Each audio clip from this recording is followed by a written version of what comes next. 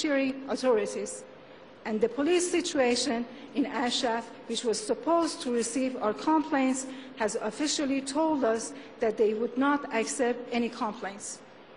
Many international observers who are in Iraq and follow the issues of Ashraf and the events in Iraq have warned that no one in the current Iraqi government is willing to be accountable for their actions. It is very possible for the Iranian regime to misuse the situation against Ashraf in such circumstances. We hope the international community, with the help of our friends like you, Mr. Vidal, would intervene more to not allow further violation of the rights of Ashraf residents. What I wanted to tell you before finishing is that your sisters and brothers in Ashraf do not bow under these staggering pressures, and we will stand up against it. We have no doubt that victory is ours and that the mullahs and their accomplices will fall. Thank you very much for standing with us. We rely on friends like you.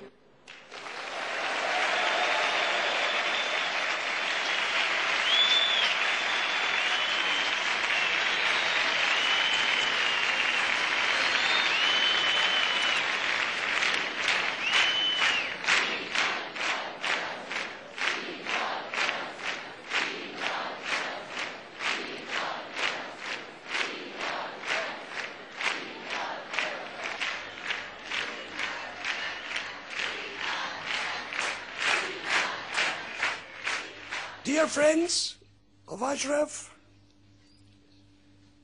my first words must be of congratulation.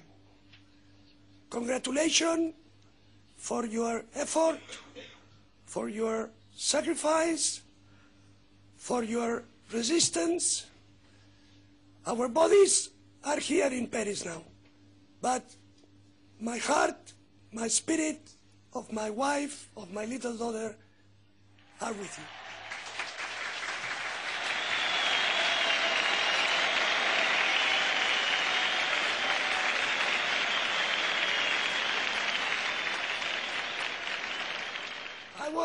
I was telling our president, Mariam Rajabi, that this was not a family that visits another family, but this was the meeting of two parts of the same big family. Because as you know very well, I consider myself, perhaps undeservedly, but I consider myself one more member of the big family of Ashraf.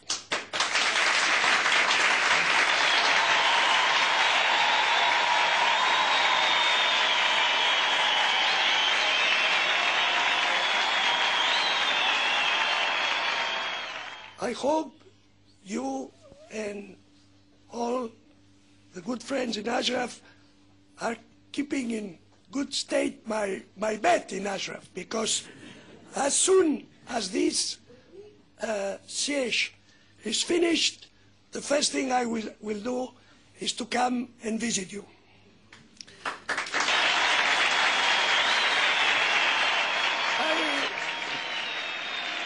I have been listening very carefully to your speeches, yourself, Mrs. Pasai, and also to the secretary of Ashraf Camp, and I must say that I subscribe, I coincide absolutely with every one of your words. After these revelations we have known about from WikiLeaks, now we have all evidence. We had already abundant evidence, but now we have all evidence that Maliki's government is not a legitimate government. It's not a legitimate government now because they have lost the elections and they do not have a majority in parliament. So every minute they stay in government in Iraq now is without legitimacy, because what Iraq needs is a government supported by a true majority in parliament.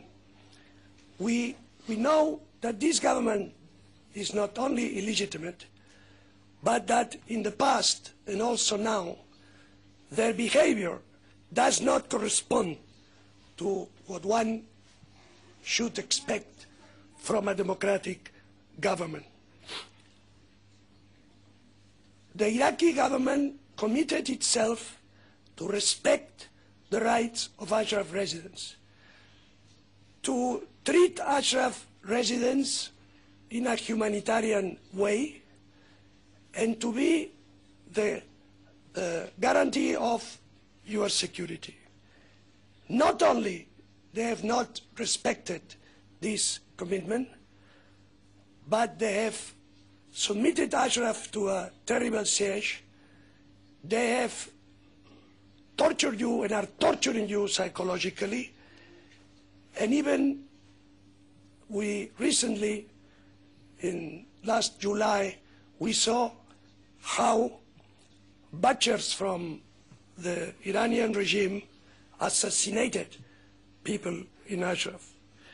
This is completely unacceptable, and I want to express here very solemnly, very clear, on behalf of all thousands of parliamentarians of the International Search of Justice Committee, our absolute condemnation of these attacks, of these crimes, and our hope that one day those responsible for these crimes will have to respond of these crimes in front of justice.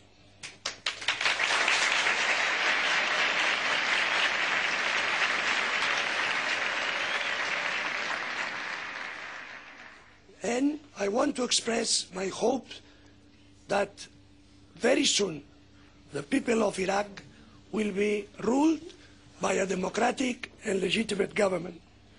And this situation that we are suffering now will finish as soon as possible. And I want to send a very special message to a part of the Ashraf people. I want to send a very special message to the women of Ashraf. These women I have met in Ashraf, I've talked to them. I have had the pleasure to enjoy the concert they offered to me. How beautifully they play, they sing, how extraordinarily they work in Ashraf. And I know how much you are suffering now.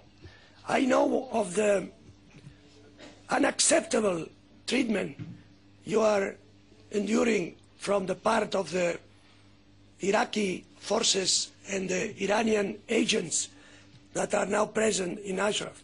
I know about the insults you have to put up with and all this suffering you are enduring. Dear sisters, dear women of Ashraf, our spirit is with you. We know what you are going to support and put up with, and believe me that we think of you every day. Be strong, have hope, because there are many people in the European Parliament, in the whole of the European Union, that are now close to you and that work in order to free Ashraf. My congratulations, dear women of Ashraf.